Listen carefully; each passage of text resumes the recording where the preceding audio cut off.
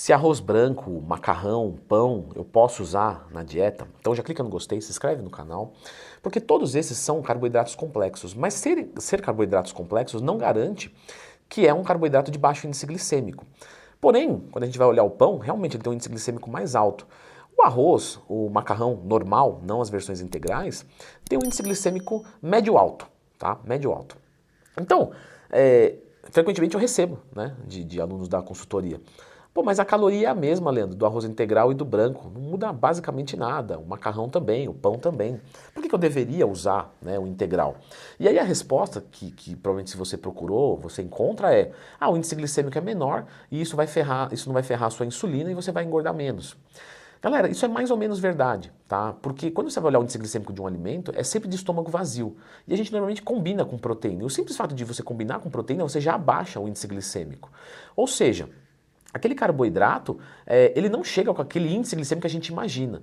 E logicamente você vai dizer o seguinte: tudo bem, mas aí eu uso o integral e vai ser mais baixo ainda. Tá, mas até que ponto o índice glicêmico é relevante para a composição corporal no indivíduo saudável?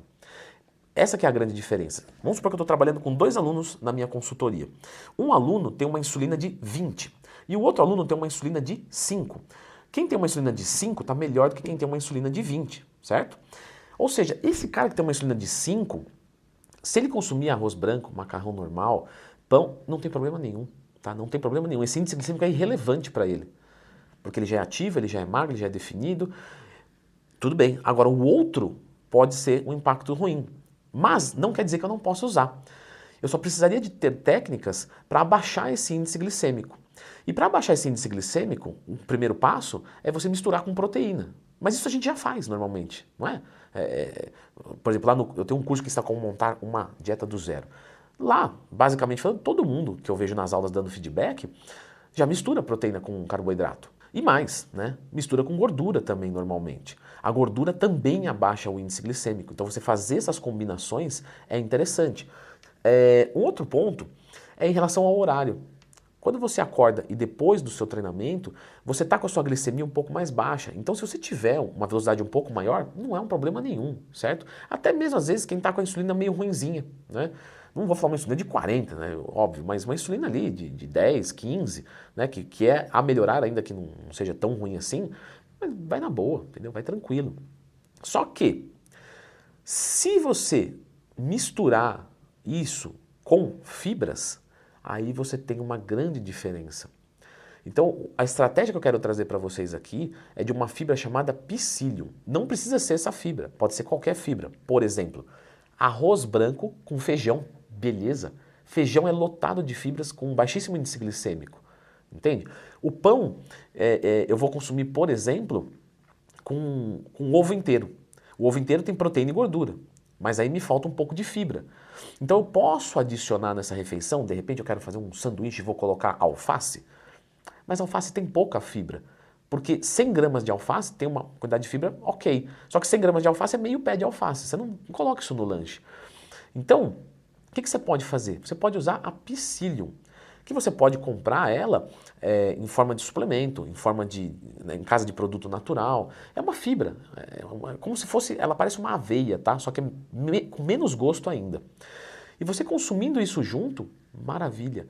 Se você olhar o arroz branco e o arroz integral, macarrão normal, macarrão integral, pão normal, pão integral, normalmente o que muda é que ele tem um pouquinho mais de fibras e nem é tanto assim.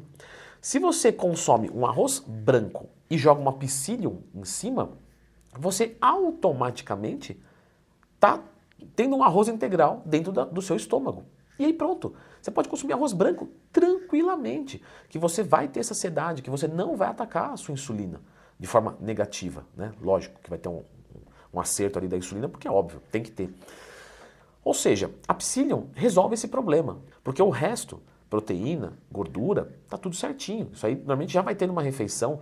Se você já tiver proteína, tá bom. Não precisa ter proteína e gordura obrigatoriamente, não. De repente eu vou fazer um almoço ali que vai ser tilápia, arroz, beleza, tá tudo bem, não tem gordura. Mas, se eu adiciono uma psyllium, maravilha. Quanto de psyllium? Normalmente, tá?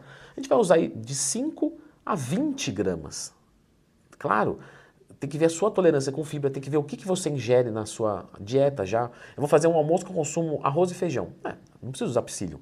Eu tenho um almoço que eu consumo arroz branco e salada. Qual salada você utiliza? Ah, eu utilizo alface, 50 gramas. Ah, então é legal você usar psyllium, mas talvez você vai usar um pouco menos do que se você comer só o arroz branco com peixe, por exemplo. Então, o que eu sugiro para vocês? Começa com 5 gramas, sempre com água, tá? Tem que ter água, porque a psyllium ela é higroscópica, ou seja, ela atrai moléculas de água para si. E, consequentemente, se você não mandar água, ela vai desidratada para o seu intestino, rouba a água do intestino e aí você tem uma prisão de ventre.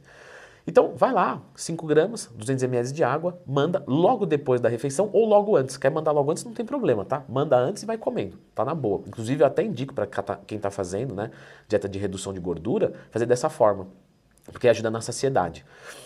Mandou ali, ficou de boa? Ficou, tenta 10. Por quê? Porque fibra demais, o que ela te fazer de mal é na hora. Ou seja, consumi muita fibra e fiquei tendo gases. Foi demais, abaixa a quantidade.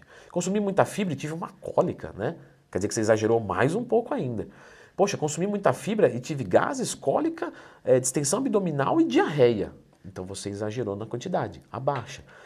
Normalmente 5 gramas, mais ou menos aí, tá? 2, 3 vezes por dia, 2, 3 refeições por dia, vai muito bem para a maioria. Agora, se você consumiu e ficou 100% de boa, eu sugiro para você, tenta 10. Tá? Ou tenta 7,5 se você não quiser aumentar muito. Tentou 10, não aconteceu nada. Tentei 15, nossa, começou a dar muito gases. Baixa para 10, você descobriu a tua quantidade. E aí você pode consumir esses alimentos sem nenhum tipo de problema. Tá? Não faça uma demonização em cima disso, super sensacionalismo, certo?